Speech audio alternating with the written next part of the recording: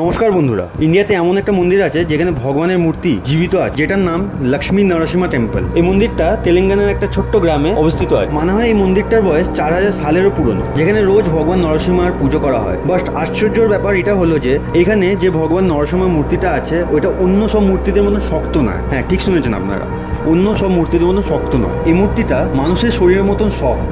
মানে এটা এতটাই নরম যে যদি আপনারা এই মূর্তিতে ফুল রাখেন তাহলে ওই ফুলটা ভগবানের শরীরে ঢুকে যাবে, এতটাই নরম। আর আপনারা যদি ওই মূর্তিটার যে কোনো জায়গা শরীরে ধরে টিপে দেন তাহলে ওই জায়গাটা থেকে রক্ত বেরোনো শুরু হয়ে যায়। ভাবুন আপনারা, এটা মিরাক্কেল নয় তো আর কি। এই মন্দিরের যেসব পুরোহিতরা আছেন তারা এটাও বলেন যে এই মূর্তির একটু কাছে গেলে নাকি মূর্তি থেকে নিঃশ্বাস নেওয়ারও আওয়াজ পাওয়া যায়। ভাবুন আপনারা। আর এটাও শোনা যায় বা দেখা যায় যে এই মূর্তির এক দিক থেকে নাকি সবসময় রক্ত বেরোতে থাকে, যেটাকে বন্ধ করার জন্য ওরা চন্দনের লেপও লাগায় রেগুলারলি। এবার আপনারাই বলুন, এই মন্দিরটা কোনো চমৎকারের থেকে কম কিনা? এই মন্দিরটা স্বয়ং ভগবান নরসিংহের আশীর্বাদের প্রতীক।